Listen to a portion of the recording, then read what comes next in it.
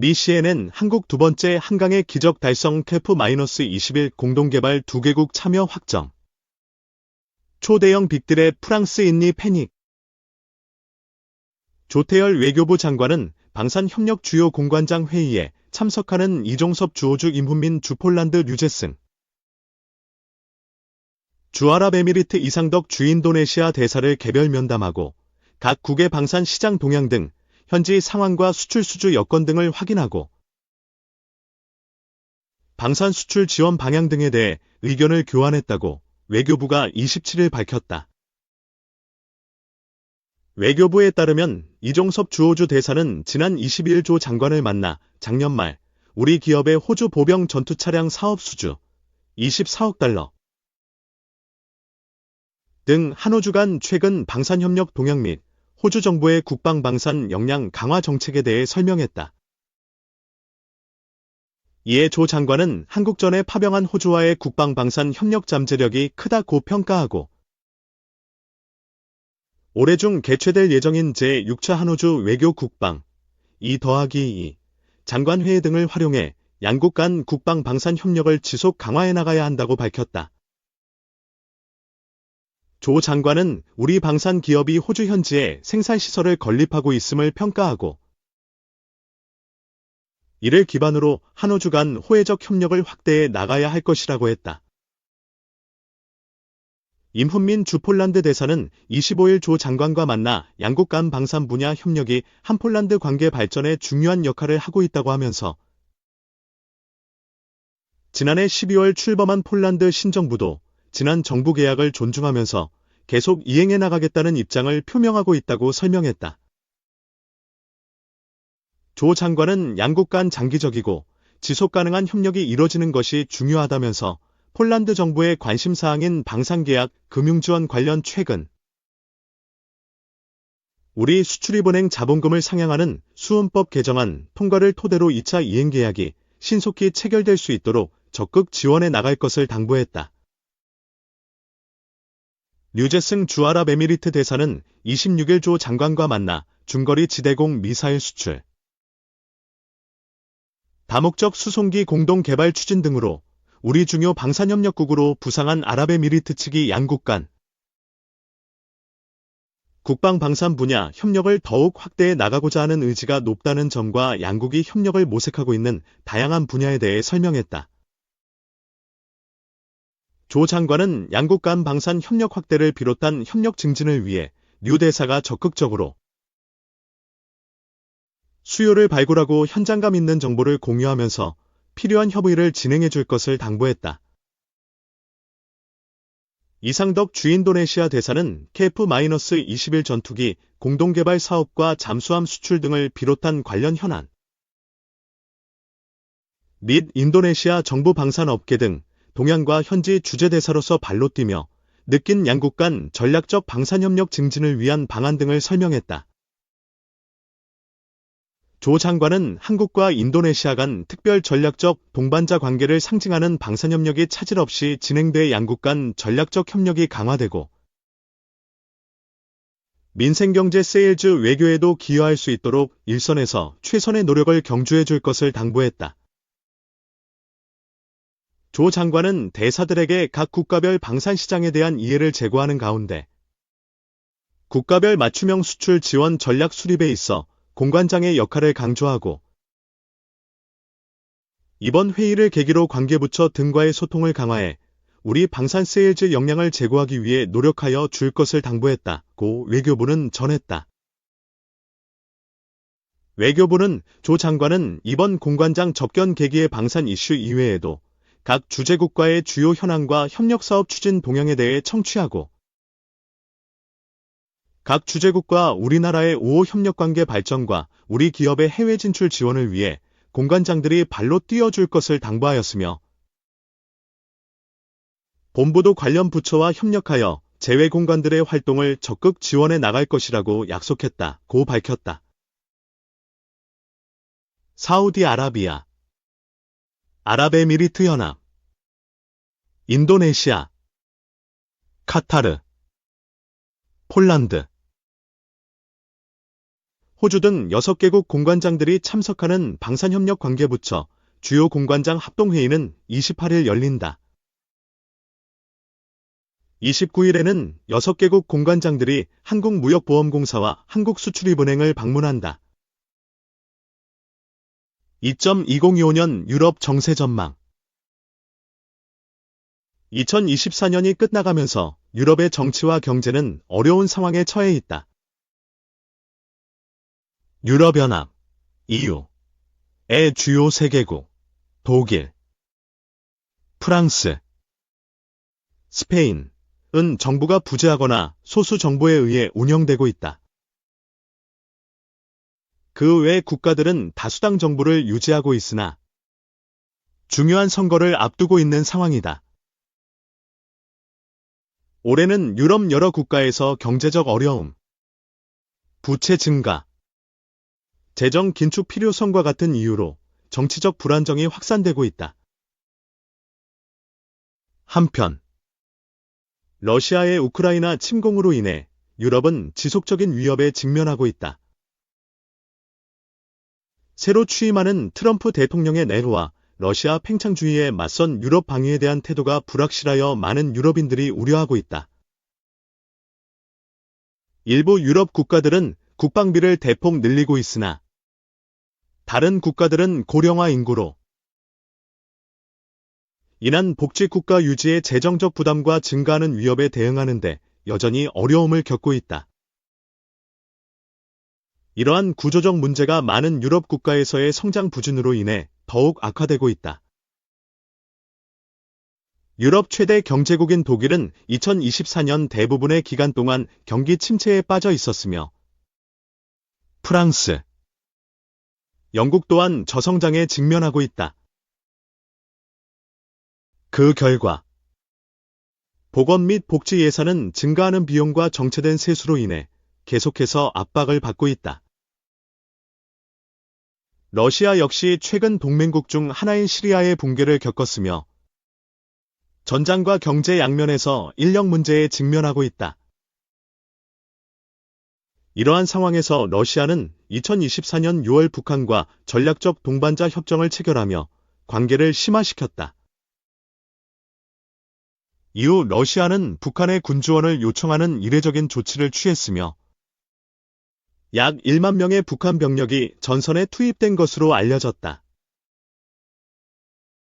여기에 더해 북한은 러시아의 포탄 및 마실 공급을 계속하면서 유럽 안보에 점점 직접적인 위협을 가하고 있다.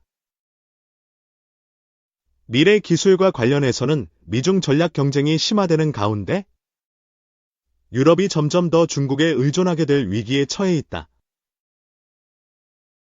유럽은 중국과의 관계에서 디리스킹, 위험 완화를 추구하면서도 완전한 디커플링, 탈동 조화은 피하려 하고 있다. 이를 위해 회원국 차원에서 반도체와 배터리에 대한 보조금을 지원하고 있으며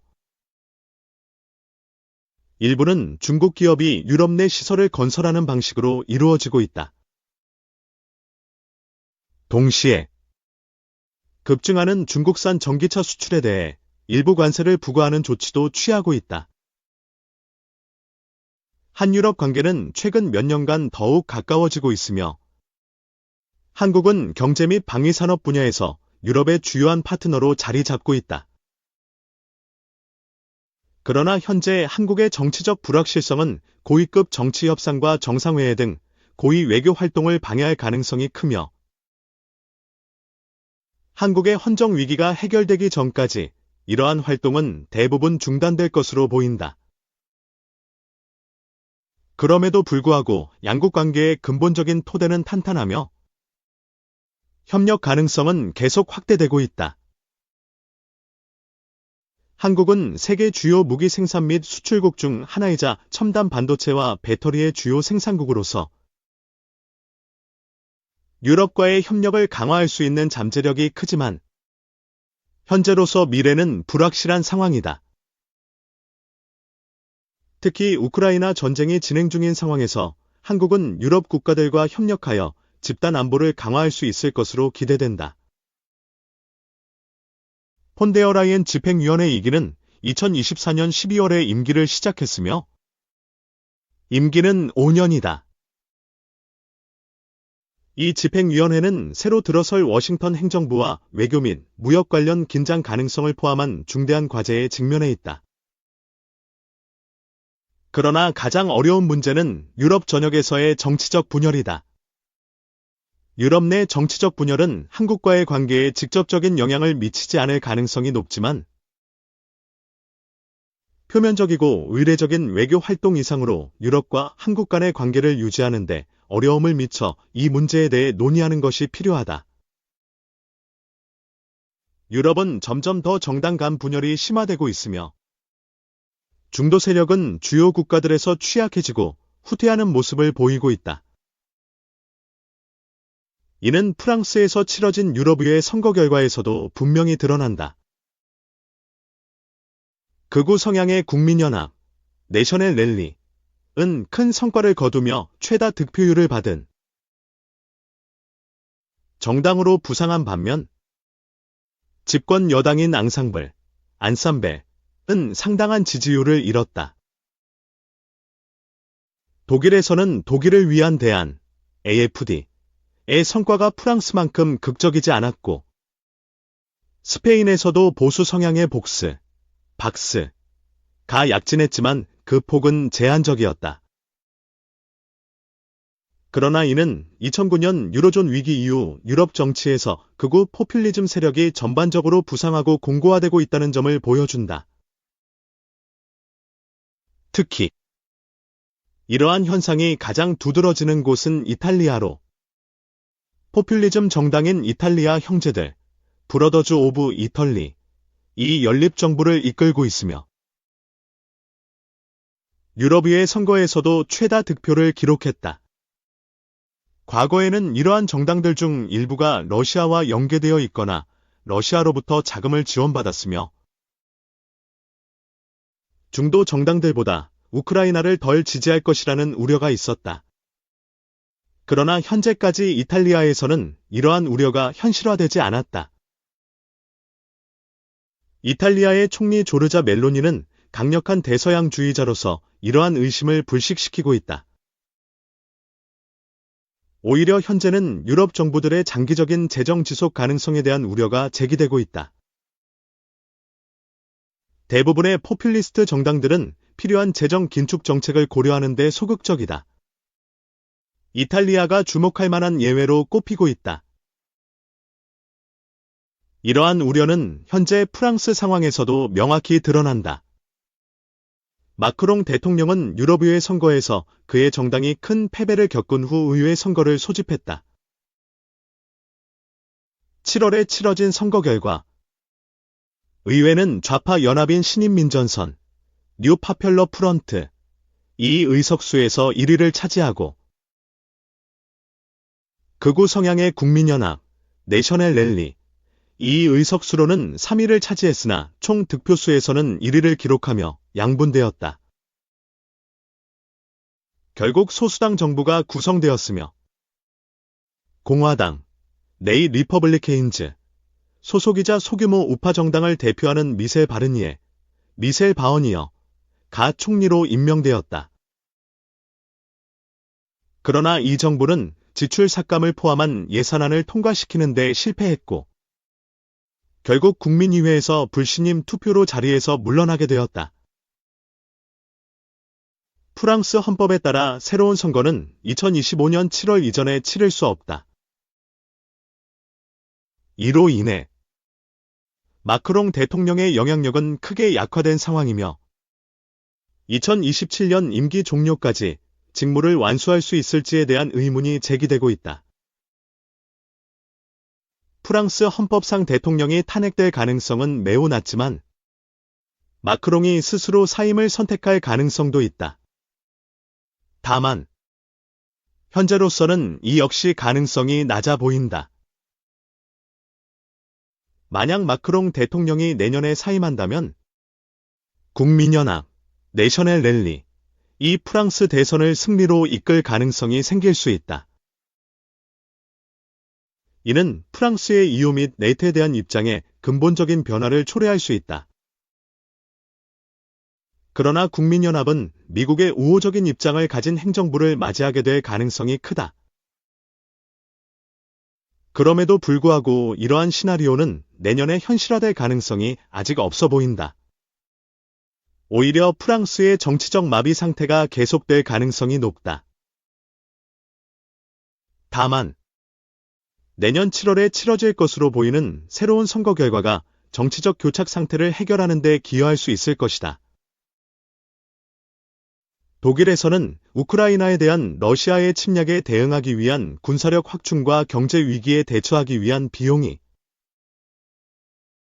증가하면서 좌파 성향의 사회민주당, SPD, 과 녹색당, 우파 자유민주당, FDP, 으로 구성된 신호등 연정, 트래픽 라이트 코얼리션이 붕괴되었다. 이 연정이 무너진 주요 원인 중 하나는 추가적인 경제 활성화를 위한 지출을 감당하기 위해 세금을 인상할지 여부에 대한 의견 차이와 새로운 부채 발행을 제한하는 독일의 부채 제동장치, 데트브레이를 둘러싼 갈등이었다. 지금까지 여론조사에 따르면 야당인 기독민주당, CDU, 이 연방의회에서 최대 정당이 될 가능성이 높지만